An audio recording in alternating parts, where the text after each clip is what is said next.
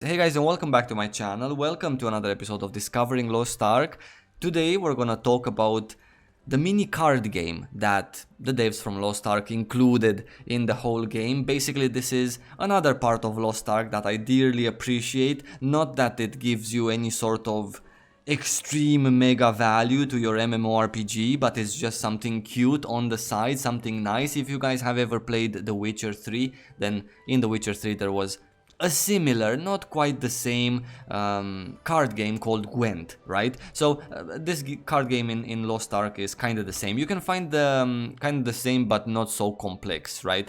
By the way, if you want to play Lost Ark, if you want to try it for yourself, Lost Ark is an MMORPG that's not out yet in the West. It is announced for Russia. They did have some sort of a sneak peek test of the game. They will have open betas and closed betas and so on and so forth in Russia. However, for us in the West, in Europe and North America, is not yet announced. But if you want to play the game in Korea, I have a video guiding you through everything you need to know on how to play Lost Ark in Korea. I'm gonna link it in the description below. It's actually linked in all of my descriptions for other videos. The card game, boys, can be found right here in the menu, in the card book section. This is how the interface looks for the card game, and how you play it is versus NPCs at the moment of this video. It would be really cool if the devs would add a feature in which you could play card games versus other players with their card decks and just to see who's better, who has the better card. That would be absolutely great and a great deal of fun as well. They could add, I'm just seeing in my head now,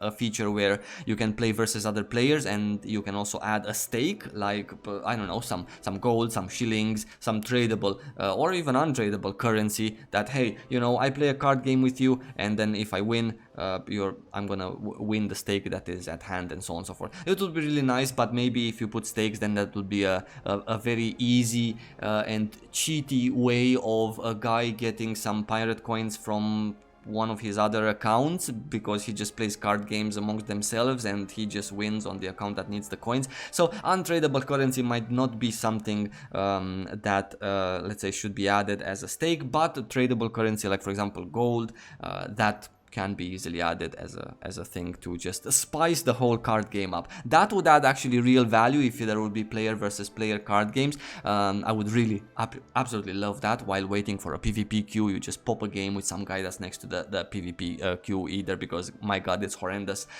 So it would be nice. At the moment you can only play with NPCs though. It is very nice, very rewarding, because you get some really cool things from NPCs that have the card game available. If you want to see which NPCs you can play with, obviously they are marked with this particular blue card symbol. I am on an island right now. This is like an island, but it's a cruise ship in reality. So here you have 1, 2, and then I'm pretty sure you have one more here that you can play cards with. So 3 NPCs on this particular cruise ship, right? Before you can play card games, you need cards, obviously. This is my locker. These are the cards that I currently have in my possession. Some of them are included in my decks. For example, this is a deck of cards. I only have 3 cards here, but I can put a total up to 5 cards in one single deck. You have here a cost for the cards, a total cost for the deck. I only have 20 points of cost that I can add in a deck, and as you can see, this particular card has a cost of 3 spots. This particular card has a cost of 6. This one has 5. So in total I have 14 points here. If I would add this guy also, this card, to my deck just by right clicking it, I would already be maxed out 20 out of 20, but only have 4 cards. So the whole point and the whole idea is to make a good enough deck of cards that you're gonna win your opponent, to have 5 cards right in the deck with different costs. There is plenty of cards that you can choose out there, and cards have specific elements as well. This is another very important part of the card game, the fact that each card has its own element. In the element section you have 6 elements in total. You have fire, water, thunder or lightning, earth, light and dark. And that's about it. This neutral element is just the upgrading mats for cards that we're gonna talk about a little bit later, right? So you have these 6 elements, and each element has advantages over each other. For example, a fire element card is going to take extra damage from a water element card if it goes against each other.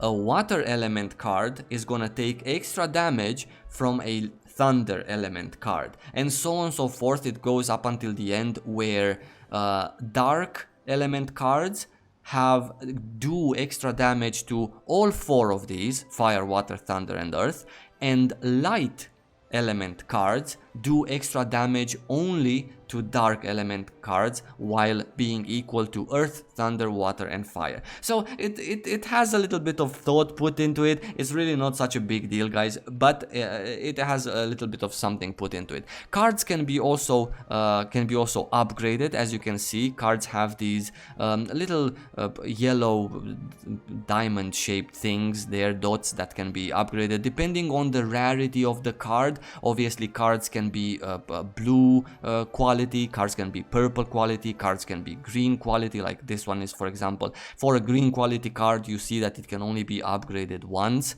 that it has only one of those potentially yellow crystals, while this one, for example, has 3 because it's a purple quality card. Yeah, intriguing but not very complicated. Again, how you upgrade card, let's get into that before I can get to play a game with you guys and show you how it works.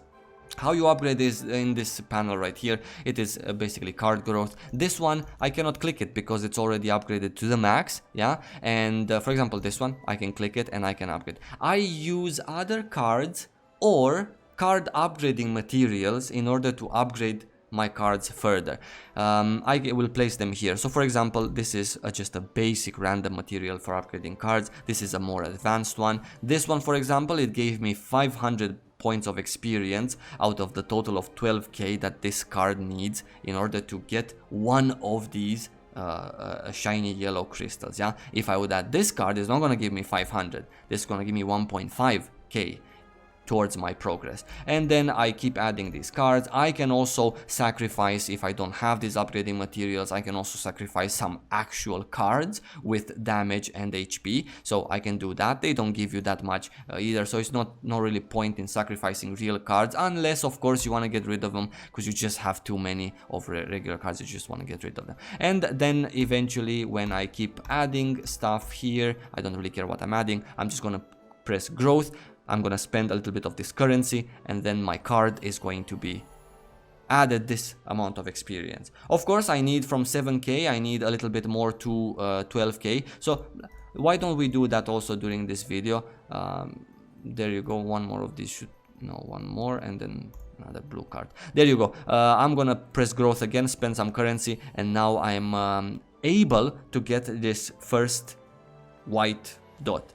I have the materials needed for this, so I'm just gonna go to limit break it, and then this card is going to get its first actual bonus for the card. It gets 2 more points of HP. Cards have HP and attack as values, that's it. And then it also gets this, yeah. This is a random effect. I'm not gonna go into this random effect. This is not a guide. This is just a discovering Lost Ark thing in which I just show you basic things. Already I have talked a little bit too much about specifics, so I'm not gonna get into it. But it's a bonus that can be had on a card. So let's just quickly return here, and I'm just gonna add 2 more cards to this particular deck. There you go. I'm gonna save it. Yeah. Also, I said I'm not gonna go into details, but just worth mentioning that if I change the position of the cards, how they come in which order, I am gonna get different bonuses here. There is a ton of different things that you can get for your cards as a deck bonus, as an individual bonus, as a bonus for cards that cost over 3 points, as a bonus of cards that cost under 3 points, and so on and so forth. We have this NPC here, boys. Let's just go ahead and just play a game of cards. You can select the deck that you want to use versus this NPC, and as you can see, I've already finished. Actually, no, I haven't. I've already unlocked many of these rewards that the NPCs give me. For example, this one was very important to me, and this is in general a very important reward. You get it when you beat the NPC at the 5th level. The better the level, I'm gonna enter this 5th level again. The better the level, the harder it is to beat him. because the NPC also has cards. It's fully automated, I don't have to do anything, and as you can see, the cards just play themselves, right? Depending on what card I start with, depending on what card he starts with, I can get a specific very nice bonus and advantage if I play it right. Obviously these games can be replayed, and that's why I was saying that it's not really that complex and complicated as other card games. However, it's just a nice addition. If these games couldn't be replayed and you just lost all of your cards if the NPCs beat you, then obviously that would make it very boring and annoying. So it's just a fun thing, right? As you can see, he has a very nice card as a first card, but I had to use one full card and most of the second card here in order just to defeat his first card. He is also getting here a lot of bonuses because of the order that he has placed his cards in. Remember, I've already finished this fight. This is just a demo thing for you to see how things go. And then you can just basically take your hands off the keyboard and just enjoy the show and think, hey, look, he has a fire card as a third. My third is a water card. This is a pretty good a matchup because my water card does extra damage. However, could my water card react in time to his fire card because of his fire card's bonuses? Okay, let me think. Maybe I should put my water card as a fourth because obviously it seems to be pretty tough to beat his first card, and so on and so forth. So it's nice, it's interesting, it's something to do, and I personally really enjoyed this whole thing. While you're playing cards, you also have the game's chat here in the middle, so you can keep track with your party or whatever is happening. You don't have to be locked in the screen or someone's selling something really nice on LFG and so on and so forth. And you have also a forfeit button. I cannot press it now because I'm at my last card, so I just need to finish the game and get wrecked by this NPC. But I could press it right at the beginning if I saw that, damn, I made some mistake that I shouldn't have made. And this is a loss for me because of the order in which I've placed my cards, not because of my cards necessarily, because I've already beaten his 5 cards at level 5, which was this.